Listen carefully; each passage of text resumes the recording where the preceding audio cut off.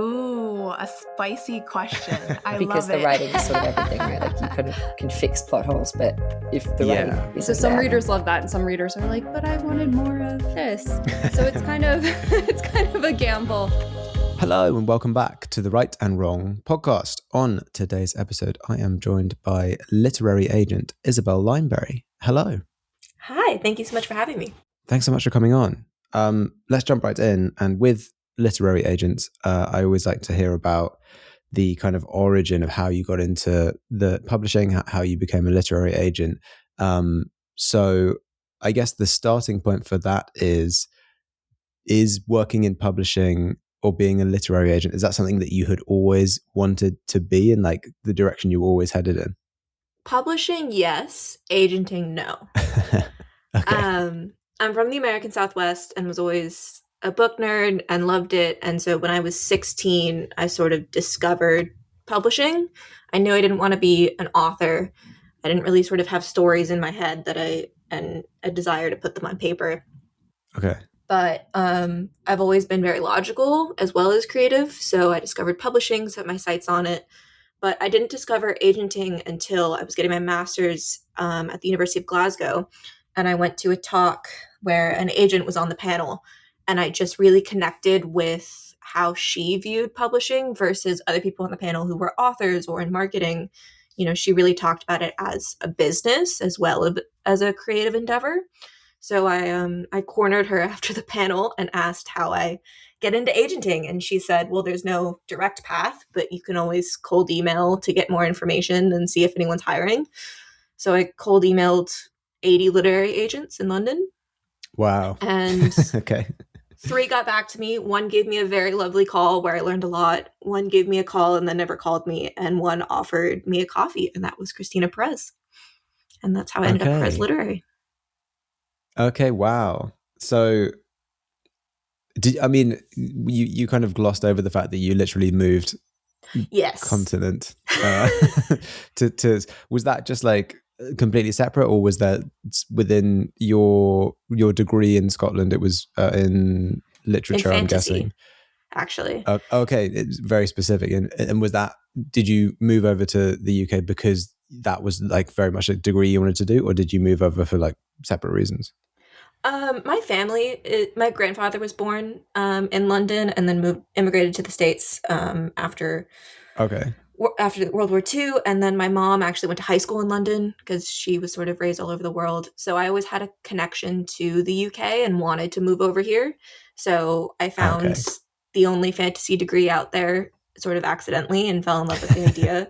I moved to Scotland, which is the perfect place to study fantasy. But yes, I knew that I had big dreams for publishing in a way that, as much as I love Scotland and miss it terribly, just didn't quite work. So I moved south to London. Yes. I mean, in the UK, publishing very much revolves around, like a lot of things in the UK, revolves around London. I mean, realistically, it's New York and London, unfortunately. I mean, there are definitely pockets elsewhere, but... Yeah. Okay, so that's cool. Just cold calling literary agents. Mm-hmm.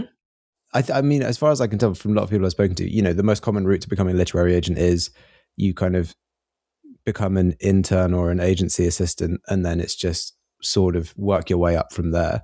Yes, so I guess definitely. That's a pretty standard route. It's funny because it's one of the few industries I guess you can still kind of do that in. Hard to just cold call in some other industries. Yeah, and I mean, I have to say that I think a lot of times it doesn't work, but I've also heard a lot of other times that it has for other people. I mean, agenting is such like a mentorship and apprenticeship based industry because you have to learn so much, and it's a lot of it is things that you can't learn until you're in it. And it is a rather hidden part of the industry as well. Like a lot of people don't know about it. So you just kind of have to get, I mean, it's so annoying, but everyone always says it, but you have to get your foot in the door. And I really think it's getting that opportunity is the crossroads between hard work and good luck. Yeah. And you're by no means the first literary agent that I've spoken to who have sort of been like, oh, I think I'll try and work in publishing. And then they discover what a literary agent is. And then they're like, oh no, that's what I want to do. That seems like a cool job that I didn't know existed. Yes, exactly. It's the perfect combination of a little bit of everything. Yes. Yeah, which can be a lot, but I think most of the people I've spoken to have said that that's the kind of joy of it. It's like every day is different and you're always doing different things with different people. Definitely. Yeah. Talking about you then and your list, you've been at Perez for a while now, Perez Literary, and you've been building your list. You started your list about a year ago? Yeah, so I came on as agency assistant right when we launched 3 years ago. My boss Christina was at a different agency and then started her own. She was on your podcast, so if anyone wants to know about that, Yes, they can she was. go to that one. But yeah, I started as agency assistant and was promoted fairly early to junior agent. And I started co-representing things, which I still do, from Christina's list and sort of the broader agency list. And then I took on my first client about a year ago. And so now I have 2, as well as a couple others that I've sort of adopted from Christina's list. Okay, so you're still in single digits in terms of your own list. Yes, because I work across the agency list. I'm also the rights administrator. I do a lot of our audio. So I would say only about 25% of my job is my own list. Okay. But presumably, you are looking to grow that list Definitely. and build out your own kind of stack of authors. So in terms of what you're looking for, your list, what sorts of genres and what age groups do you represent? Yeah, I think I've really laid claim to children's YA, new adult. I've always loved sort of children's and YA, and I think the new adult space is really interesting. But then within those sort of age groups, I have sort of a wide remit. Obviously, I have a master's degree in fantasy, so that is where my true love lies, but I'm also very picky with it because I know so much and I can't abide poor world building. It's the bane of my existence. And I love romance. I love sort of romance within a bunch of genres. So yeah, I'd say right now it's really wide. And I think especially with middle grade and YA, those genres are in a bit of a flux state right now where things are changing. So I'm definitely keeping my eye on it and trying to keep my finger on the pulse. I've been having a lot of meetings lately to try and figure out where YA is headed. So yeah, I would say that right now it's sort of more in the age groups. And then within that, I'm trying to figure out what's best to go in what direction. Yeah. So in terms of YA being in a bit of a weird space right now, is that partly because of things like new adult crossover, which are kind of more emergent categories, I guess? Yeah. So what has been happening the last couple of years is with the emergence of romantasy and new adult, which is really important. Like new adult is so interesting because, people in their 20s do go through a second coming of age, leaving school, entering the workforce, making friends outside of a classroom for the first time. So that's really interesting. But that sort of focus pushed YA older. Publishers always wanted like YA protagonists to be around 18 so that it could have crossover appeal. It could be for YA readers and new adult readers. And that left sort of true YA behind, the 15-year-olds, 16-year-olds, and even 17, where university college isn't quite on the mind yet. You're having your first kisses, your first times, sort of the crush down the hallway.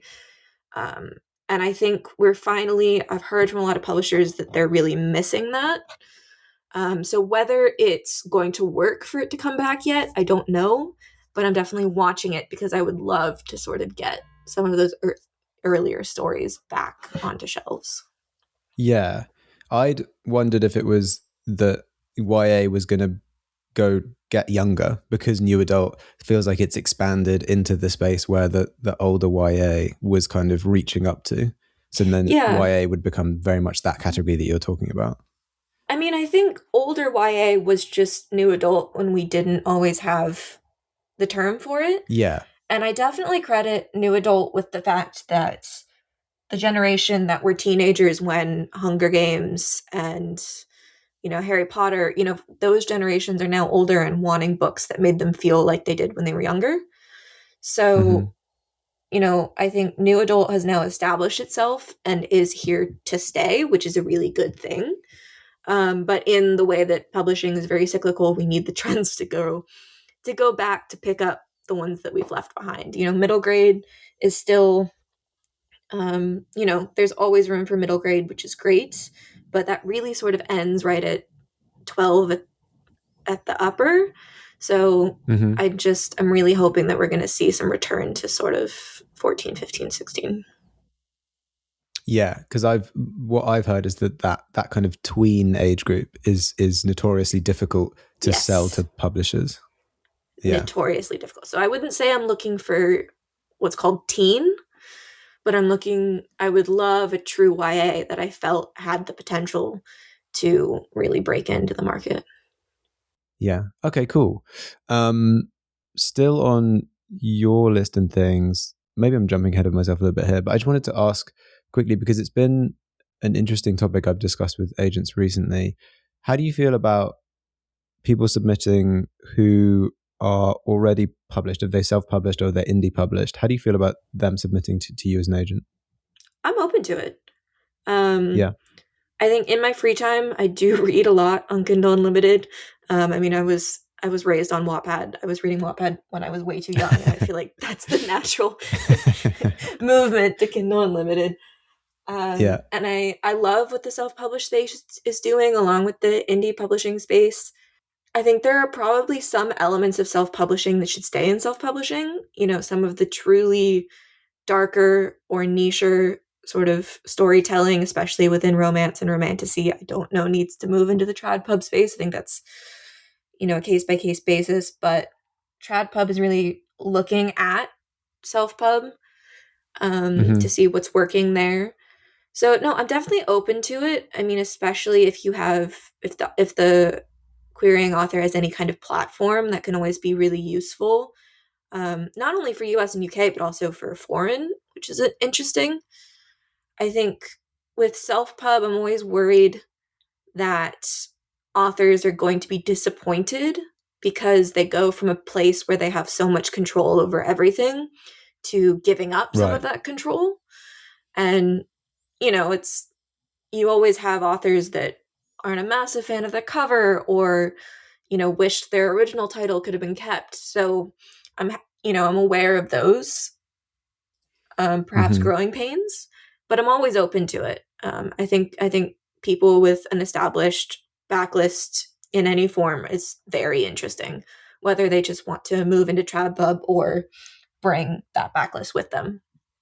Yeah, because it's an interesting shift in the view of things. Because I think maybe like even 5 years ago, like 10 years ago, the idea of someone having indie published seemed like it would hurt their chances of landing with an agent, landing with a traditional publisher. But now I think it's become much more of a boon, and people are seeing that actually, yeah, if you've successfully self-published a novel or two, then that's actually, publishers are very much interested in that. And like you're saying, because you have an audience almost built in with you as you go to the publisher. Yeah, and you have a proven track record, perhaps in a different way. Not all platforms will follow into trad pub or whatnot, but you do have this proof in the numbers that people bought your book. And I think it can be really interesting also to sort of let that continue and then move into a different place. I'm really excited about a Sports and Spies romance that's releasing from Bonnier in June, from Kate Williams, called Fake Out Make Out. And Kate Williams is also M.K. Williams, and she has self-published a lot of sort of sci-fi and has this really wonderful, dedicated following who support her. And so that's been really fun, within trad pub to move her into romance and rom-com. But yeah, I'm always including that she has this background and she has a YouTube channel. It's a fun new addition for the strategy and for the package. Yeah, absolutely. It's a lot more avenues for like marketing purposes and outreach and finding and connecting with the audience. Yeah. On from this then, and this is another discussion I've been having more frequently because I think it's interesting, is that with nonfiction, it's always been the way that agents have sort of sought out writers to fight specific to write specific nonfiction, whether that's because, you know, they are a journalist or someone within that industry or whatever it may be. Mm-hmm. I've spoken to a few agents recently who have started, you know, looking through content creation platforms or like self-publishing areas to find fiction authors, and then the agents are obviously, you know, seeing if they would be interested in representation and maybe moving into traditional. Is that something that you would are doing or have done or think about doing? I think every once in a while I'll read something that I really love and I'll just go and check if they have an agent. Mm-hmm. But realistically, it's not something I'm actively doing. I think Okay. Passively doing it. Yeah, I'm someone whose brain doesn't turn off. So if if I think that maybe I've found some undiscovered brilliance, I'll always just, you know, click through their website and see if they have an agent listed.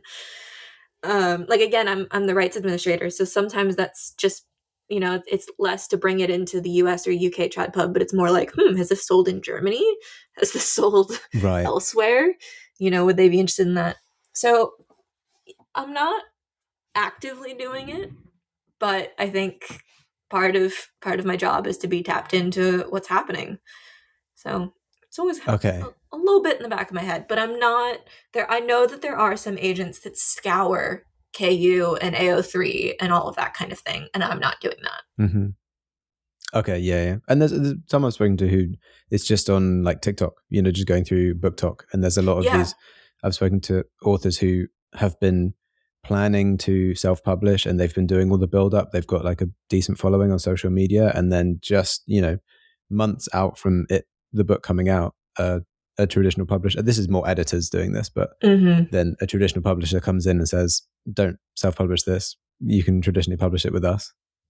Yeah, I mean, I think I've sent a couple DMs every once in a while on TikTok, just being like, more specifically when I stumble across someone who seems to have a good story idea and they're talking about starting to query.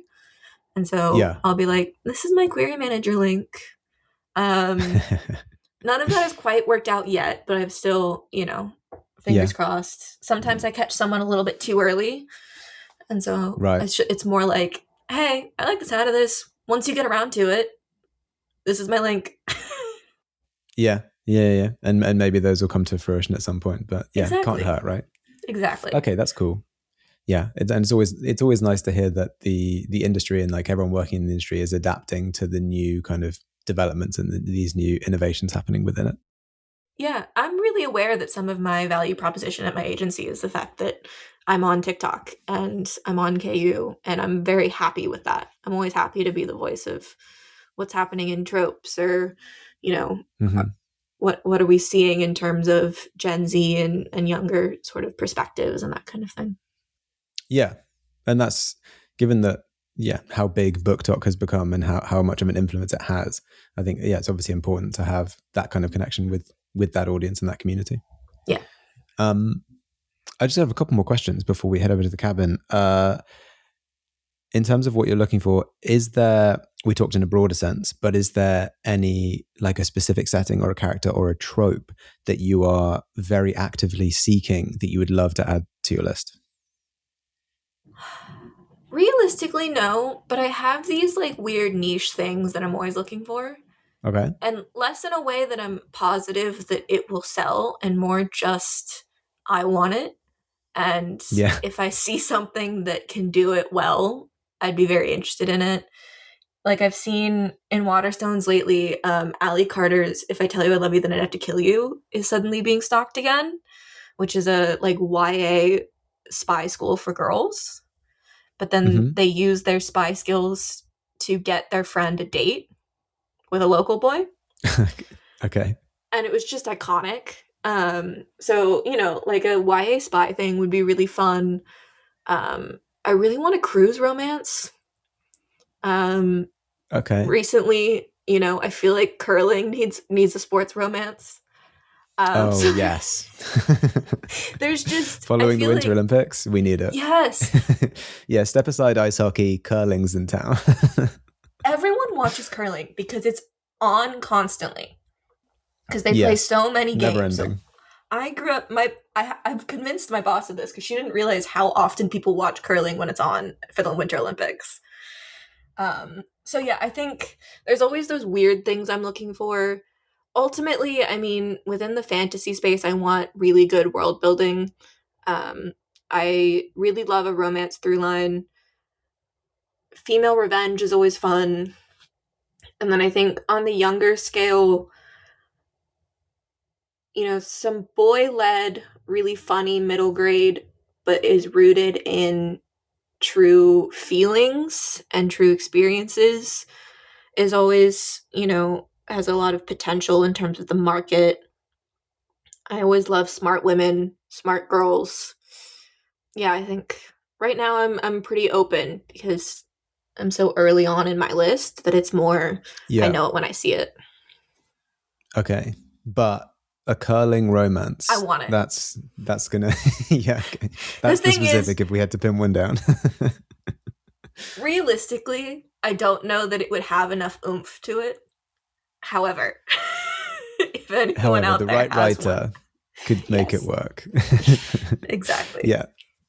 Okay, cool. And just one more before we go to the cabin, and that is, and I think you kind of maybe alluded to the answer of this earlier, but it's a question I always like to ask agents, is would you or have you ever thought about writing and publishing a book of your own? No. No. I thought so. Yeah, I love that being an agent means that I get to play a part in idea creation and plotting and sort of figuring out how a book should go. And I find a lot of really fun logic in helping with world building and with just sort of character arcs. I think it's really fun to find the holes and figure out how to fill them. But in terms of the actually putting a sentence on paper, I have no interest. Yeah. Okay. Yeah. Strictly editorial, you know, come in once the document's there and you're like, okay, here's a few things that we can tweak. Well, and I love brainstorming. I love, you know, tell me this idea and I'll ask you a bunch of questions. You know, again, the logic of all of that is so much fun. But yeah, on a sentence level, it's not my jam. Okay. Okay, not at all. This doesn't even sound like a never say never. This sounds like you're like, you know what's up. Yeah, and I think I'm somewhat unique in that. I think a lot of people in publishing at least have one story in them. And yeah. I mean, I've got starts of stories in my head, but they're more for me to maladaptive daydream and less for me to put on a page. Yeah, and that's fine, and that's good too. Okay, cool. So we're at the point where I ask you, Isabel, if you were snowed in at a cozy woodland cabin in the middle of nowhere, which book would you hope to have with you? It's an easy one for me. It's Squire by Tamora Pierce or Tamara Pierce. I don't know. I've called her Tamora Pierce since I was 7 and first found her books, so I might be incorrect. But Squire is the third book in a quartet, and it's like the third series in this world of Tortal that Tamora Pierce has been writing in since the 80s. She's an incredible feminist author writing sort of middle grade in YA before there was middle grade in YA. And she's one of the mothers of sword and sorcery fantasy.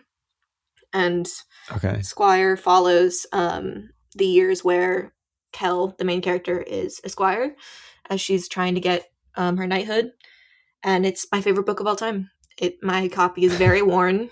I reread it and all of Pierce's books once a year at least. I wrote my dissertation on Tamora Pierce and her female characters for my master's. Wow. So that is, and I still love it, which is something to be said. So yes, I was going to say there's no better review of a book than I studied this academically and I still love the book. And I still love it.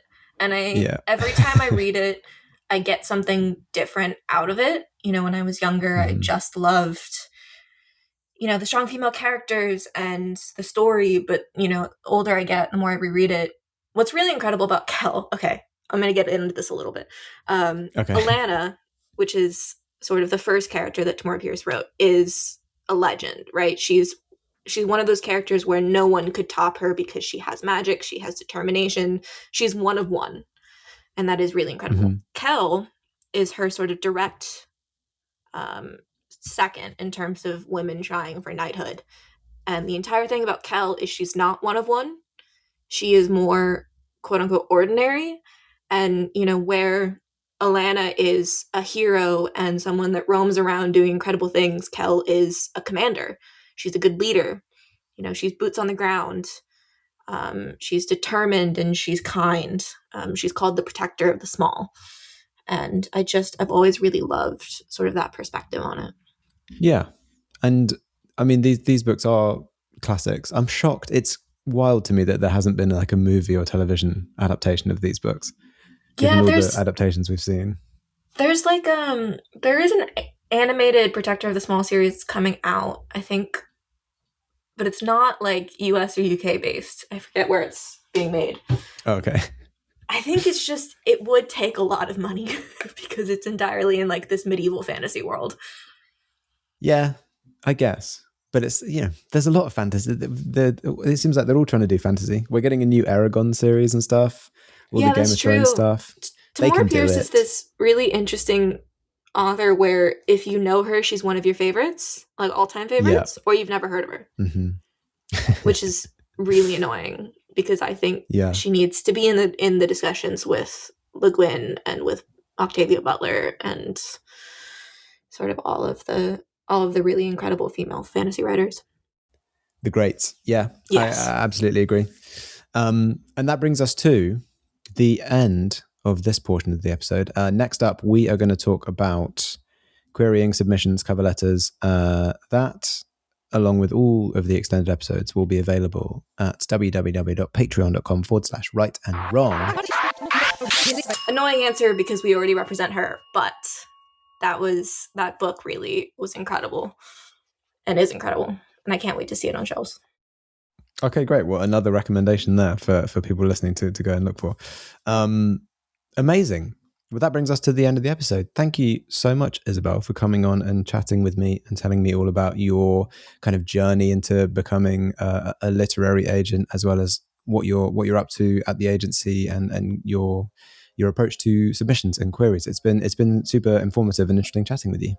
Yeah, thank you so much for having me on. This has been a blast. And for anyone listening, if you would like to contact Isabel or submit to her, you can find all the information that you need about her and the rest of the team at Perez Literary at perezliterary.com, as well as the submission guidelines and the links to the query trackers.